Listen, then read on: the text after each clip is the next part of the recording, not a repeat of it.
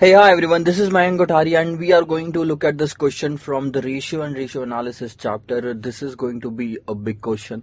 Question को आराम से पढ़ेंगे और उसके बाद एक एक रेशियो को इंटरप्रीट करेंगे, जो डेटा हमको दिया हुआ है उसको इंटरप्रीट करेंगे और जो हमको प्रॉफिट एंड लॉस अकाउंट और बैलेंस शीट कैलकुलेट करनी है या फाइंड आउट करना है या बनाना है वो हम बनाएंगे। आइए देखते हैं क्वेश्चन क्या है। Following is the abridged balance sheet of alpha limited. Alpha limited की आपको एक बैलेंस शीट दी हुई है, ठीक है। लाइबिलिटीज में शेयर कैपिटल ध्यान से देखेंगे 1 लाख रुपए है। प्रॉफिट एंड लॉस अकाउंट में अगर आप देखेंगे तो 17,000 रुपए। करंट लाइबिलिटीज आपके पास में 40,000 रुपीज है।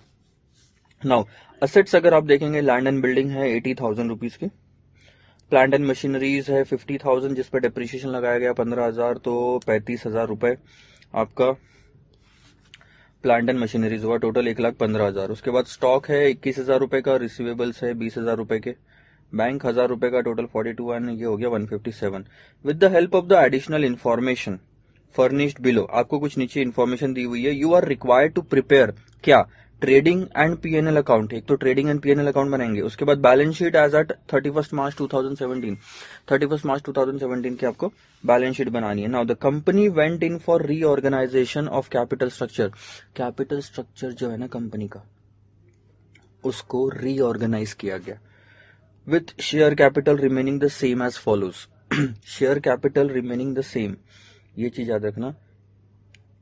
Share capital remaining the same as follow. Share capital कितना था? 1 लाख। नाउ शेयर कैपिटल 50% है, यानी कि यह है 1 लाख, जो कि टोटल कैपिटल में टोटल लाइबिलिटी साइड का 50% है। फिर other shareholders fund 15%, 5% debenture आपको 10% दिया है और पेबल्स आपको 25% दिया है। ये सारी की सारी आपकी लाइबिलिटी साइड है, ठीक है। Now debentures were issued on 1 April, interest being paid annually on 31 March. ये इन्फॉर्मेशन क्यों दी है? ये इन्फॉर्मेशन इसलिए दी है कि वो बताना चाहते हैं कि हमने 1 अप्रैल को डिबेंचर इश्यू किया था और 31 मार्च को इंटरेस्ट पे करना है, तो वहां से वहां तक का टाइम कितना हुआ? 12 महीने का, यानी कि आपको पूरे 12 महीने का इंटरेस्ट दिखाना है। अगर बीच में इश्यू होता 6 महीने बाद में, तो 6 ही महीने का बैलेंस शीट में तो पूरा का पूरा दिखता बैलेंस लाइबिलिटी साइड में, ठीक है। लेकिन आपको 6 महीने का इंटरेस्ट लगता तब, अगर 6 महीने बाद इश्यू होता तो। लेकिन ये साल की शुरुआत में इश्यू हुआ और 31 मार्च को आपको इंटरेस्ट दिखाना है इसमें। आगे देखो, land and building remain unchanged. Additional land and building की कॉस्ट है अनचेंज्ड, तो यानी ये कितनी रहेगी? ये 80,000 का 80,000 ही रहेगा। Additional plant and machinery has been bought and a further 5,000 depreciation return off. अब ये जो आपको दिख रहा है प्लांट एंड मशीनरी, उसमें कुछ एडिशनल आया है, ये हमको पता लगाना है कितना। और उसके बाद में ये जो डेप्रिसिएशन है उसमें 5,000 रुपए का और डेप्रिसिएशन हमको लगाना है, ठीक है।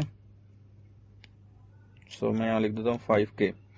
आगे, the total fixed assets then मतलब ये सारे चेंजेस के बाद टोटल जो है it constitute 60% of the total and current assets. Asset side में दो ही चीज होती है, फिक्स्ड असेट्स और करंट असेट्स, तो दोनों का मिला के 60% is the total fixed assets, यानी कि ये जितना भी होगा उसका 60% विल बी फिक्स्ड असेट्स। आगे मैं बताऊंगा इसका क्या करेंगे। वर्किंग कैपिटल रेशियो आपको दिया हुआ है 8:5, ठीक है। वर्किंग कैपिटल रेशियो आपको 8:5 दिया हुआ है। क्विक असेट रेशियो आपको 1:1 दिया हुआ है। वर्किंग कैपिटल रेशियो यानी और कुछ नहीं, current asset to current liability ratio दिया हुआ है 8:5। क्विक असेट कैसे बताते हो आप? क्विक असेट का फॉर्मूला है current assets minus stock divided by current liabilities. और जो रिसीवेबल्स है, ध्यान देंगे, तो receivables which is 4/5 of the quick assets, आपके जो स्टॉक डेटर्स है, ठीक है, डेटर्स जो है it is nothing but 4/5 of the quick assets. To sales ratio revealed a credit period of 2 months।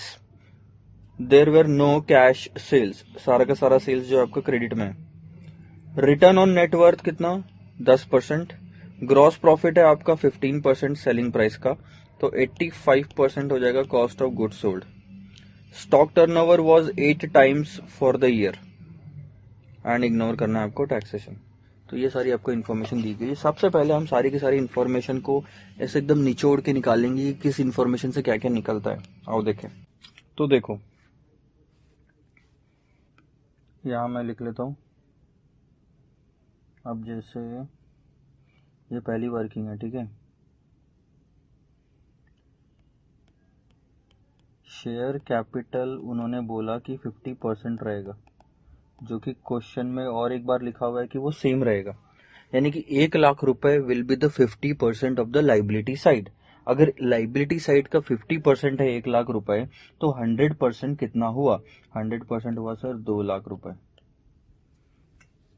ठीक है। अब अदर शेयर होल्डर्स फंड कितना है? 15%। अदर शेयर होल्डर्स फंड है 15%, जो कि 2,00,000 का कितना होगा?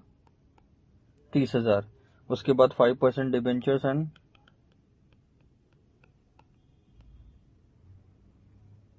5% डिबेंचर्स कितने हैं? 10%। 2,00,000 का 10% इज 20,000 एंड पेबल्स उन्होंने कितना बोला? 25%। सो अगर आप कैलकुलेट करोगे 25% 2,00,000 का, so it will come to 50,000। ये हो गया आपका पूरा liability side of the balance sheet, यानी 25% काम तो यहीं पे खत्म हो गया आपका। अब आगे देखो, धीरे धीरे कैलकुलेट करते हैं। अब उन्होंने क्या बोला? Land and building will remain unchanged, यानी कि वो 80,000 ही रहेगा। अच्छा, एक चीज समझ लो, this is total liability,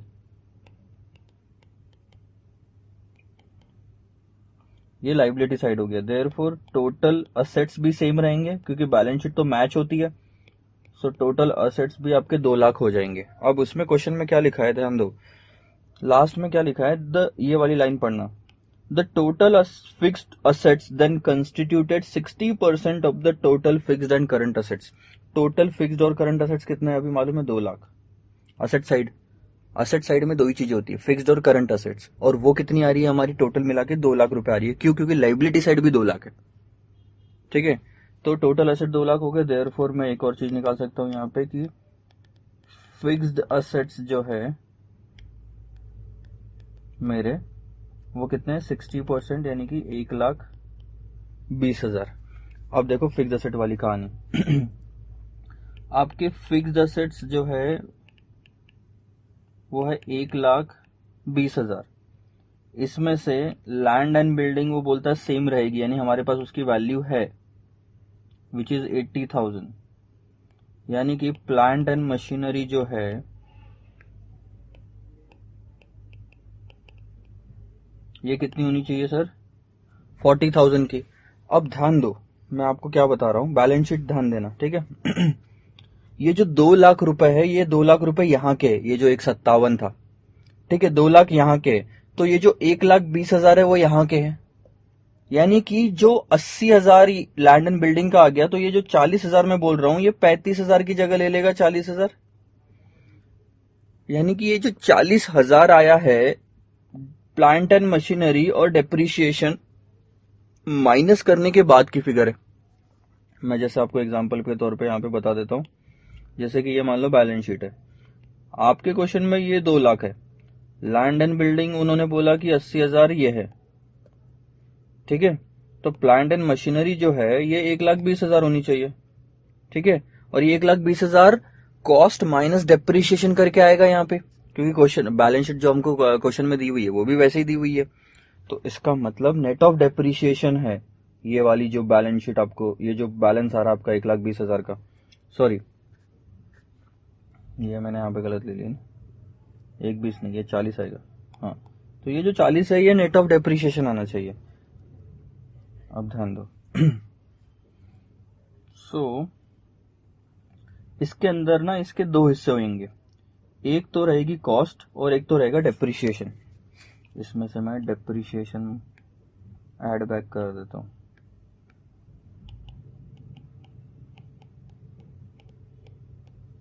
depreciation कितना था पहले? 15,000।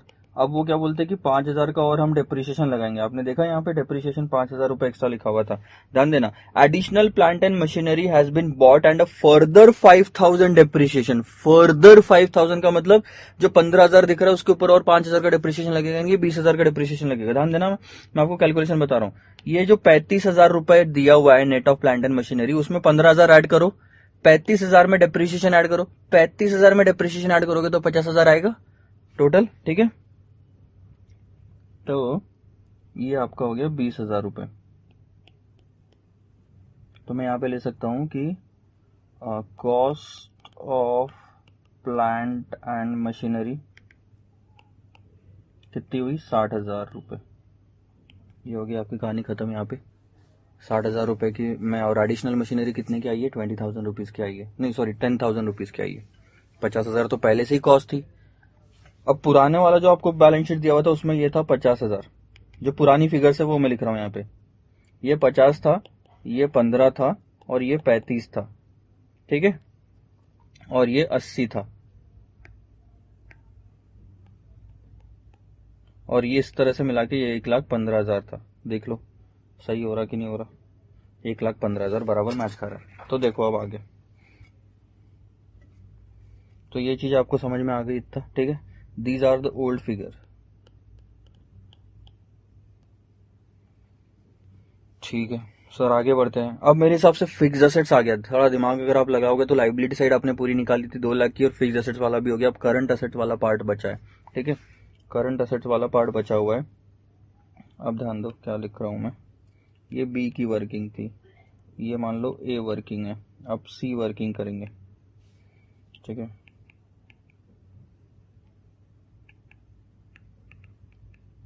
Total assets is equal to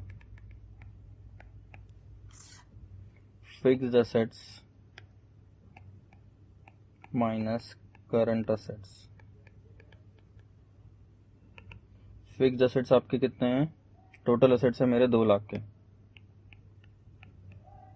fixed assets है 1,20,000 का, यानी कि 60%। तो करंट एसेट्स मेरे कितने बचे, 80,000 के मेरे करंट एसेट्स होने चाहिए, ठीक है। करंट लाइबिलिटी जो है वो हम पीछे से ले सकते हैं। ये करंट लाइबिलिटी है, पेबल्स आपकी जो 50,000 की आ रही है, ये करंट लाइबिलिटी है।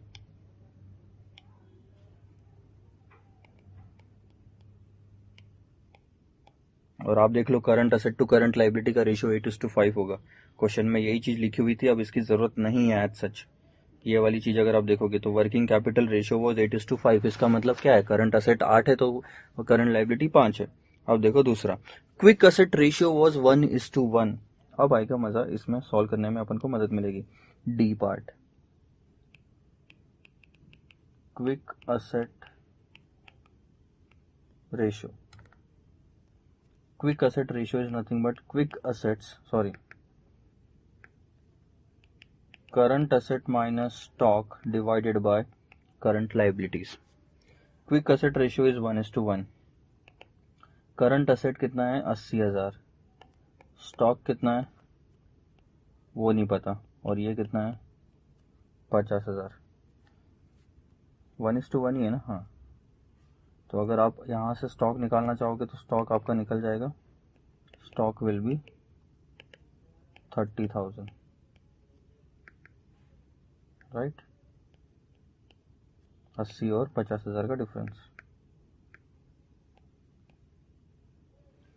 तो अब अगर आप ध्यान से देखोगे तो लाइबिलिटी साइड 2 लाख की पूरी निकल चुकी है, फिक्स्ड एसेट्स का साइड सारा निकल चुका है, और करंट एसेट्स में भी मेरा स्टॉक आ चुका है। कुछ चीजें और बाकी है वो हम लेते हैं यहाँ पे। नेक्स्ट इन्फॉर्मेशन क्या दी हुई है हमको, देखो। द रिसीवेबल्स कितने हैं, 4/5 of the quick assets. Quick assets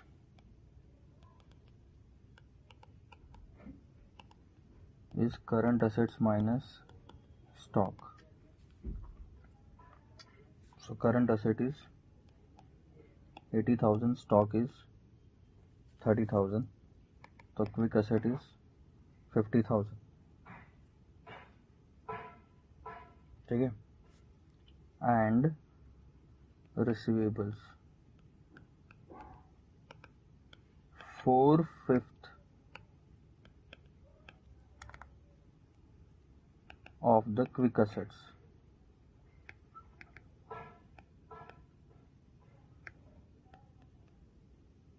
अगर आप कैलकुलेट करोगे तो 50,000 डिवाइड बाय 5 × 4 दैट्स 40,000।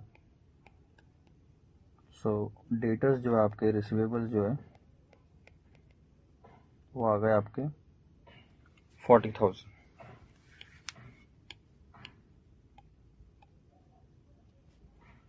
आपकी पूरी बैलेंस शीट रेडी हो गई है, पता है। चलो मैं आपको बताता हूँ। बैलेंस शीट यहाँ पे फाइंड निकाल लेते हैं।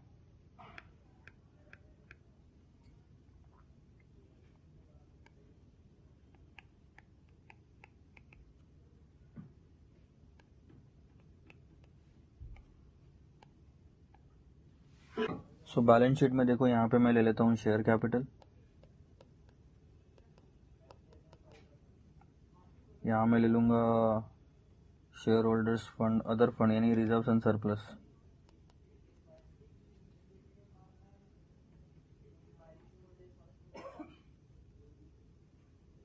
थोड़ा सा बड़ा कर लेते हैं बैलेंस शीट को।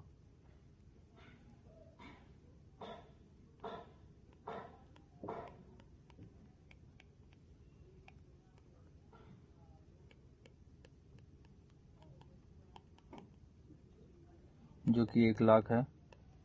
लाइबिलिटी साइड में पूरी लिख लेता हूँ यहाँ से। अदर शेयर होल्डर्स फंड और 5 क्या नाम लिया हुआ है, प्रॉफिट एंड लॉस अकाउंट इन्होंने दिया है, जो कि 30,000 है। करंट लाइबिलिटीज और 5% debentures. Other shareholders fund,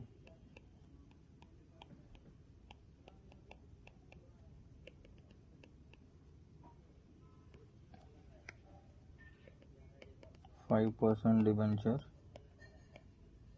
and payables. Reorganise किया है तो नए नाम लो, बेटर है। 30,000, 20 और 50,000। This is going to be 20,000 and sorry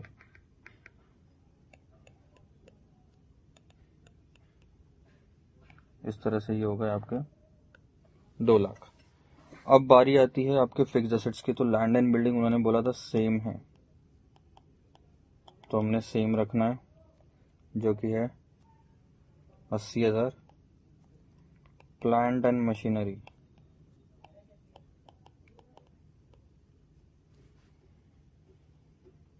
अब प्लांट एंड मशीनरी की कीमत है 60,000 हमारे लिए।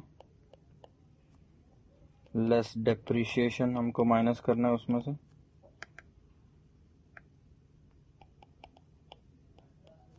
$40,000, 20,000 बाहर बचा। नहीं 40,000 नहीं, 20,000 है अंदर। 40,000 बाहर बचा। टोटल आपके लिए 1,20,000 का फिक्स एसेट्स हो गया। डेटर्स, स्टॉक, कैश, तीनों मिला के हमारा करंट एसेट कितना होना चाहिए, 80,000, ताकि हमारी टोटल बैलेंस शीट कितनी होगी, 2,00,000 की। डेटर्स हमने कितने निकाले, 40,000 के, और स्टॉक था 30,000 का। डेटर्स है आपके 40,000 के, स्टॉक है 30,000 का, तो कैश बैलेंसिंग फिगर आ गई आपकी। ये हो गया आपका पूरा बैलेंस शीट रेडी। अब आगे आओ, अभी तो ट्रेडिंग एंड P&L बाकी है।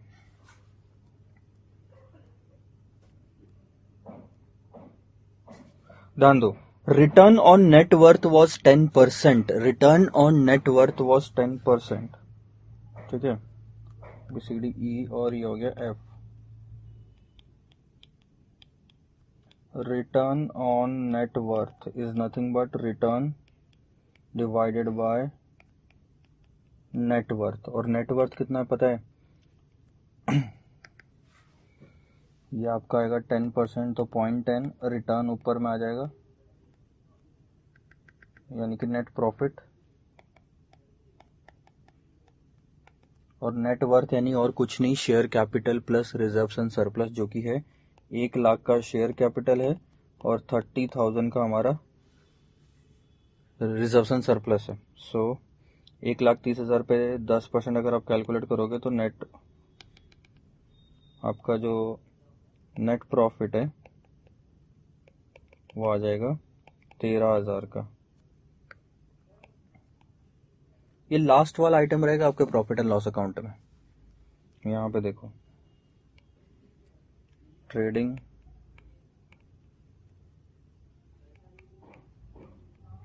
प्रॉफिट एंड लॉस, यहाँ मैं ले लूँगा सेल्स, यहाँ आ जाएगा कॉस्ट ऑफ गुड्स सोल्ड, यहाँ आ जाएगा ग्रॉस प्रॉफिट, इतना ही होता है। ठीक है, फिर ये ग्रॉस प्रॉफिट मैं यहाँ पे ब्रॉड फॉरवर्ड कर लेता हूँ, बाकी के खर्चे इधर लिखेंगे, और ये हो जाएगा आपका नेट प्रॉफिट 13,000 का। एक फिगर आ गई अभी तक तो सिर्फ, और देखो क्या दिया हुआ है आपको, gross profit was at the rate of 15% of the selling price. अब सेल्स हमको निकालना है। ऊपर वाला देखो, फिफ्थ वाला पार्ट देखो, फिफ्थ वाला पार्ट क्या बोलता है, जो रिसीवेबल्स है ना to sales ratio revealed credit period of 2 months, यानी कि क्रेडिट पीरियड आप कितना देते हो, 2 मंथ्स का देते हो। ये और कुछ नहीं, रिसीवेबल कलेक्शन पीरियड है। EFG अगर मैं लू यहां पे, रिसीवेबल कलेक्शन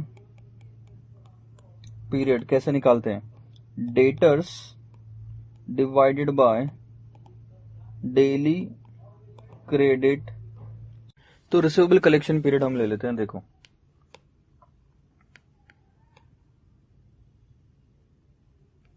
हमको 2 मंथ्स का रिसीवेबल कलेक्शन पीरियड दिया है, मैं 30 से मल्टीप्लाई करके उसको डेज में ले लेता हूं, क्योंकि मैं जो दूसरी वाली साइड में डिनोमिनेटर में ले रहा हूं वो डेजली क्रेडिट से ले रहा हूं, और डेटर्स हमारे पास कितना है 40,000, तो डेली सेल्स आ जाएगा यहाँ पे, क्योंकि हमारे पास कोई कैश सेल तो है नहीं, तो क्रेडिट सेल और total sale will be same. तो यहाँ अगर आप कैलकुलेट करोगे तो डेली सेल्स आपका आ जाएगा 40,000 डिवाइडेड बाय 60, दैट इज 666.66। ठीक है, देन टोटल सेल्स ले लो। टोटल सेल्स कैसे लोगे, जो भी डेली सेल्स होगा आपका उसको 360 से मल्टीप्लाई कर दो, क्योंकि साल में 360 डेज लेते हैं हम। क्वेश्चन में क्लियरली कुछ नहीं लिखा था कि 365 लेना है, इसलिए हम सिंप्लिसिटी के लिए 360 अज्यूम करके चल रहे हैं। क्वेश्चन में आपको लिख देना है कि ये हमने अजम्पशन लिया है, और यही अजम्पशन आपके काम आएगा, क्योंकि एग्जैक्टली 2,40,000 आपकी इससे वैल्यू आती है। ये देखो, ठीक है, so this is going to be total sales. आपका ये टोटल सेल्स आ गया, तो ये मैं यहां लिख लेता हूं, टोटल सेल्स हो गया मेरा 2,40,000। ग्रॉस प्रॉफिट कितना है 15%, सीधा सीधा ले लो, 2,40,000 का 15% 36,000, यानी कि 36, और बैलेंस जो बचा है वो हो गया मेरा cost of goods sold. This is going to be balancing figure. ठीक है, ये ग्रॉस प्रॉफिट आपका नीचे आ जाएगा 36,000 का। अब यहाँ पे सबसे पहले कुछ खर्चे आएंगे, क्योंकि 36,000 और नेट प्रॉफिट में फर्क है 13,000 का, तो जितना भी फर्क है वो कुछ एक्सपेंसेस वाला फर्क है। क्या क्या एक्सपेंसेस है, सबसे पहले अगर आप एक चीज अभी भी भूल रहे हैं तो वो है डिबेंचर इंटरेस्ट, क्योंकि क्वेश्चन में 1 साल हो चुका है डिबेंचर को इश्यू किया हुआ, तो उस पर इंटरेस्ट देना बनता है। कितना इंटरेस्ट है, 5% का इंटरेस्ट है सर। बैलेंस शीट में देखते हैं, ये आपका बैलेंस शीट, और अब आप यहाँ पे ध्यान से देखो, आपका 5% डिबेंचर से 20,000 पे, सो 20,000 पे 5% कितना हुआ 1,000 रुपीज का आपको इंटरेस्ट देना पड़ेगा, तो ये आ जाएगा यहाँ पे 1,000। ठीक है, एडिशनल डेप्रिसिएशन है तो मैं डेप्रिसिएशन भी ले सकता हूँ, यहाँ पे एक्स्ट्रा जो चार्ज किया हुआ है 5,000, एंड अदर एक्सपेंसेस आप लिख सकते हो यहाँ पे, अदर